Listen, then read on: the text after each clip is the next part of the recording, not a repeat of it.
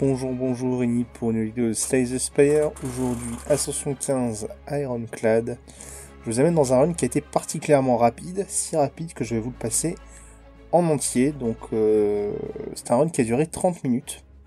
Un run assez violent, donc, avec un très très bon run globalement. Rien de méchant m'est arrivé. Donc, ce qui va se passer, c'est que je vais vous passer l'intégralité du run. Et puis, j'interviendrai sur les boss pour faire un petit résumé au moment des boss, de là où j'en étais, de ce qui s'est passé. Voilà.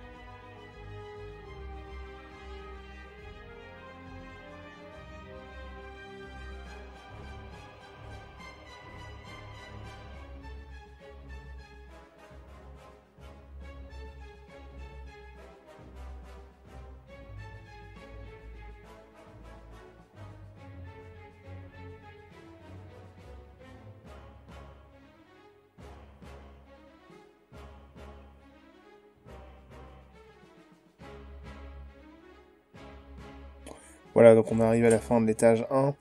Donc comme vous avez pu le voir, une des cartes qui m'a beaucoup aidé, c'était l'Uppercut, que j'ai beaucoup spammé, que j'ai upgrade directement. Et la rencontre qui m'a fait mal, c'est que j'ai choisi de faire le boss pour une relique de plus. La relique était bonne, mais le boss m'a fait mal. J'ai pris un 30, un peu malheureux, mais bon. J'ai peut-être pas fait les meilleurs choix.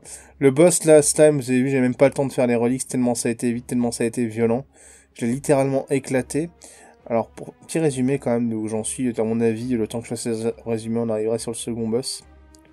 Donc là, au niveau des reliques, à ce moment-là du run, j'ai le pot de fleurs, donc un point de ressources tous les 3 tours, très agréable en Ironclad.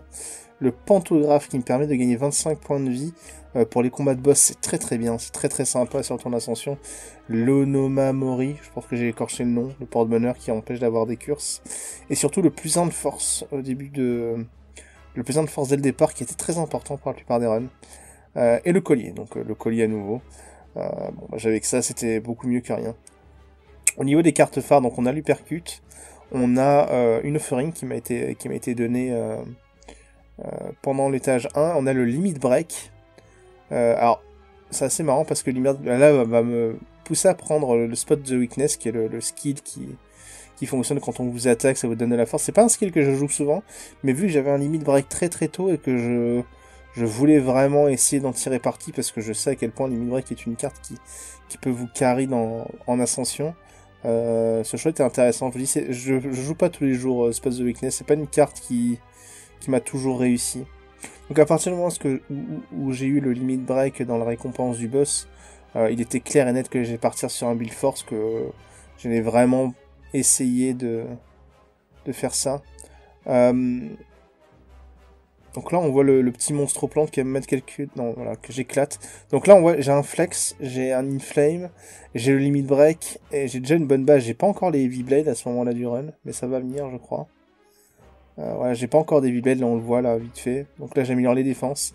C'est quelque chose qu'il faut faire attention quand même quand on joue un jeu bourrin, entre guillemets, en ascension.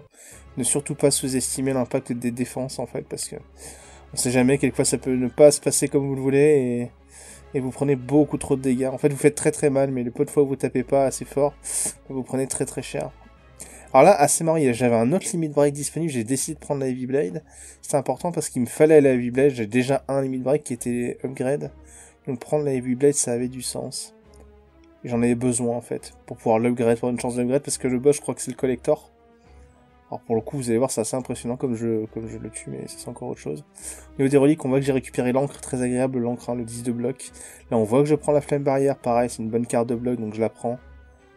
Là voilà, là j'abuse du limit break.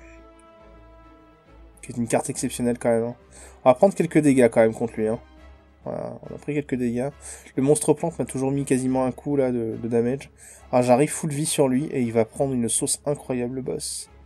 Donc là, le limit break, le 1 de force que me donne la petite relique là, me permet de lancer la machine limit break dès le tour 1 en fait. C'est très important dans ce genre de jeu. De pouvoir faire limit break qui passe à même, ne serait-ce que ça fait gagner 15 de force, c'est énorme en fait. C'est énorme. Et là, on va voir, je vais le tuer à coup d'Heavy Blade, littéralement. Ouais. Heavy Blade, là j'ai repris limit break. Et re-Heavy Blade. Il va mettre le truc et ben, je vais re-Heavy Blade. C'était assez dingue, c'est assez rigolo. Voilà, bon. C'est l'histoire de la Heavy Blade et paf le collector, la deuxième limit break qui m'est offert. Je prends la queue de lézard, j'aurais pu prendre une 5ème ressource, mais la queue de lézard, la vie supplémentaire est beaucoup trop importante, on ne sait jamais. Et là, le 3ème étage, je vais lui rouler dessus. De façon assez violente. Alors le boss de fin, je crois que c'était les donuts. Je vais finir à pas beaucoup de points de vie, mais j'ai fait un misplay. Mais le kill est assez sympa et assez impressionnant. C'est toujours impressionnant les kills en deck force, je trouve, de toute façon.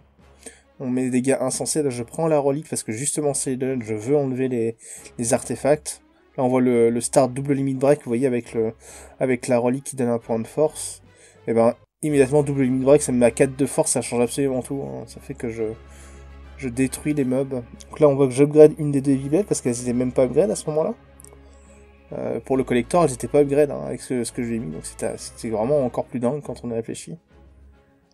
Bon là, je focus toujours celui qui pourrit mon deck, hein, sauf si je peux one-shot la grosse boule dans cette rencontre. Voilà, bon, Heavy Blade qui fait le taf. De toute façon, ouais. À partir de ce moment-là, donc là on voit que j'ai récupéré Art of War qui ne servira à rien, évidemment. Art of War qui est la relique qui dit que on a une ressource supplémentaire si on ne joue pas d'attaque pendant un tour. Donc on a une ressource supplémentaire le tour d'après où on n'a pas joué d'attaque. Un exceptionnel. Ces rencontres-là, c'est assez marrant parce que autant dans le dernier run avec le Silent, j'ai pris beaucoup de dégâts. Autant là aussi j'ai pris des dégâts en fait. C'est une rencontre qui ne me réussit pas en ce moment les Darklings, alors qu'avant je les trouvais inoffensifs. Et maintenant c'est ceux dont je me méfie le plus. Donc on voit le Bowie du Limit Break et des Heavy Blade hein, qui marchent très bien ensemble. Paf.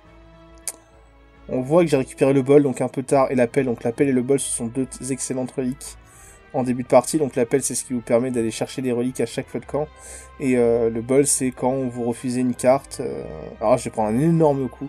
J'aurais pu ne pas faire l'élite. Je le fais quand même et je prends un coup de 40 qui m'a fait bien mal quand même. Je pensais vraiment... Enfin, c'est pas que je pensais faire mieux, mais je sais pas si j'aurais dû faire ce boss quand même, quoi. Je pensais pas prendre tant de dégâts. Vu que le deck était violent, je pensais pas être si... Voilà, si limite, on va dire. Ce qui fait que je vais pas commencer les donuts full vie. Ah si, j'ai rien dit. Alors je commence les donuts full vie grâce au pantographe. Mais je l'avais pas en tête, hein. Franchement, je vais être honnête avec vous, je l'avais pas en tête. Donc là, on focus le donut en premier. On focus le donut en premier parce que c'est lui qui buff en force. Hein. Je vois souvent des vidéos où il focus celui de droite et il le passe. C'est une erreur. Ça reste une erreur. Il faut focus celui de gauche. Donc là, on voit, je me mets en place. C'est toujours pareil que les decks force, de toute façon. Là, j'ai fait une erreur, j'aurais pu le tuer. J'ai fait un misplay. Mais bon, c'est pas grave. Hein, parce que là, je le two-shot pareil. Voilà. Donc voilà, c'était un deck qui était bien sympa. Le vitesse, je le vois 30 minutes là. Pas grand chose à dire. Très fort le deck, très sympa à jouer. Allez, à plus pour d'autres vidéos de Slay the Spire. Bye bye.